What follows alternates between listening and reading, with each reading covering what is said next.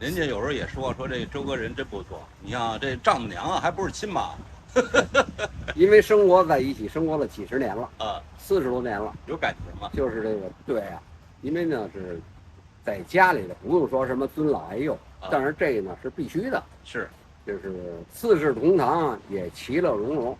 周大哥几十年如一日，给老岳母一天做2顿饭，我不知道有几个人能做到呢？这一期呢，就听听周大哥说说自己内心的感受吧。大哥好，行啊，我看您这个一天到晚还挺忙的，这退休生活怎么样一天到晚也是瞎忙啊？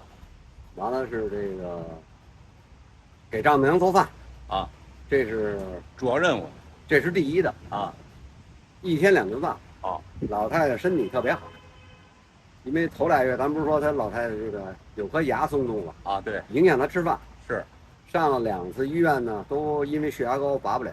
哦，后来给老太太呢，在这儿呢等着，我说等着这血压，你大夫认为这血压可以拔了，我今天必须得给拔了啊，因为老太太呢，吃饭别扭，对，我看着也是痛苦，如果您要把这颗牙拔了呢，老太太最起码呢能多活几年，是，这样呢，大夫呢就是耽误了1个半钟头啊，随后他们大夫说呢，给老太太先打个这个喷点麻药，完了是，其实老太太血压没问题，她每天正常吃药，就是这么多年了，对，后来呢这事儿解决了以后呢，老太太通过拔完牙以后没有1礼拜，嘿，就是又恢复到以前的吃饭，满面红光。今年87，我觉得是先说90吧，肯定是没问题，没问题，对吧？啊，所以说呢，就是呢，这也完全得益于您。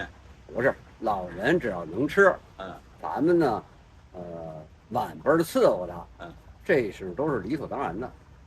人家有时候也说这周哥人真不错，你像这丈母娘啊，还不是亲妈。因为生活在一起，生活了几十年了，40多年了，有感情吗？就是这个对啊，因为呢是在家里的，不用说什么尊老爱幼，但是这个呢是必须的，是，就是四世同堂也其乐融融。哎，对，虽然干活呢，虽然说每天呢受点累啊，就是老太太能吃，身体好，这个呢就是大伙儿的福气。是，我呢就是那天看马哥说啊，退休了以后怎么什么养这个孙伙计啊，对，对吧？喜欢他那孙伙计，他喜欢这孙伙计。这个长辈儿对小辈儿啊都一样，就是说是自己的儿子闺女，就是有时候就是小时候要是不听话呢，该打该骂呢，这都很正常。对。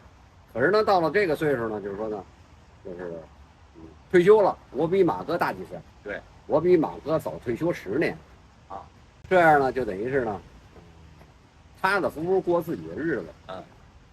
虽然住的平房呢，但是咱呢没房贷，是对吧？啊，有张床够睡的啊，就完了。对，这点钱呢，退休费不多呢，但是你想吃什么，我觉得还行，够花，对吧？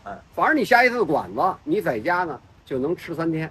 是，这样呢，就等于是呢，开开心心的。哎，没有什么，现在还没有什么老年病啊，对吧？您身体还行。就是这样的，就是你像那个这2年也是什么那个得个小病儿，这个病什么阑尾炎啊，对，给他拦了啊，这个胆囊炎啊，给他隔了。嘿，好，就是有毛病咱就去治啊。完了每天呢开开心心的啊，这样呢，你心里没有事情，你呢开心，心情好，对，不用去想那些，对吧？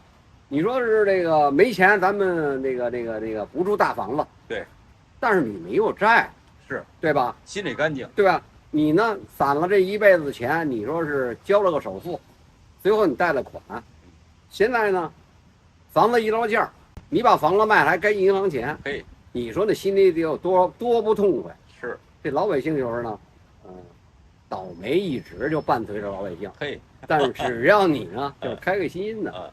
我那孙女是她上中学了，对，您那大，现在不用管也，就是不用去操心，因为他们呢也有这个跟父母儿子父母，就是儿子儿媳妇儿去教育啊。我根本就是不去操心这个啊，因为那隔代人的教育呢，你呢自己呢作为说是当爷爷啊，你有些时候说的话呢，就是儿子媳妇儿，对吧？你教育小的，你教育这孙女，他这个父母呢，不见得心里头高兴，那倒是，对吧？你话说多了，说重了，说轻了，这个，所以说呢，就是一直就不管，就是孙女呢由儿子媳妇儿去教育，咱们呢不参与，是这样呢，就是呢，其乐融融，最起码不革新。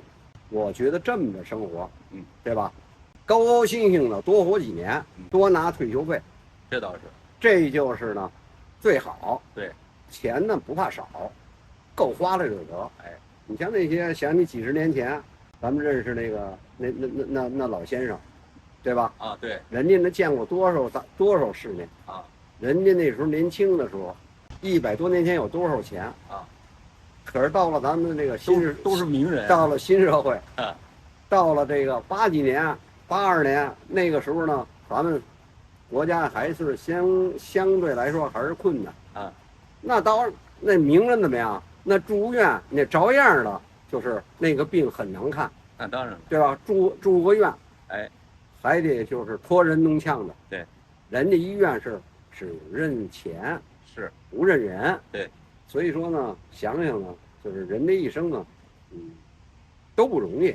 您这个老伺候这个，您这个老人烦不烦？有烦的时候吗？这东西没有烦不烦，这就是顺理成章的，知道吧？你把这个老岳母呢，给他伺候他个100年，这样呢，就是呢，他心里头也会受感动的。是，咱们自己的心里呢，也就是北京话就是也落忍，本身就应该这么做。没错。可是呢，这个事情呢，就是呢，胡同里也有很多人说，就是呢，是不是每一个儿女都像我是这样我说这个东西呢，各家有各家的这个原因，各家有各家的道理人们的想法不一样，这东西呢，就是左右不了，自己去干自己的。是，我觉得呢，就是摆正心态，对，这样呢，就是呢，开开心心的每一天。我看您把这当成一个乐事儿，这个事情就是咱们大家就是几十年的形成了一个习惯。我觉得这样呢，就是挺好的。行，就是马哥呢也好好的去伺候这个孙伙计，但是呢，家里的孩子的事儿呢，少掺和。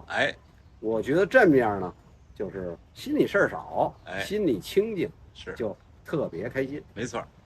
咱们听周大哥说起来容易，其实做起来真的很难的。我有时约周大哥出来吃顿饭，需要给老岳母提前预备出来。特别是周大哥得病住院时呢，还要给老岳母提前订饭。其实我们现实生活中就由身边这些琐碎事构成。如果每一个人都能像周哥一样无怨无悔的付出，那整个家庭就会和睦幸福。好了，今天就到这里，对此您怎么看？欢迎大家留言评论。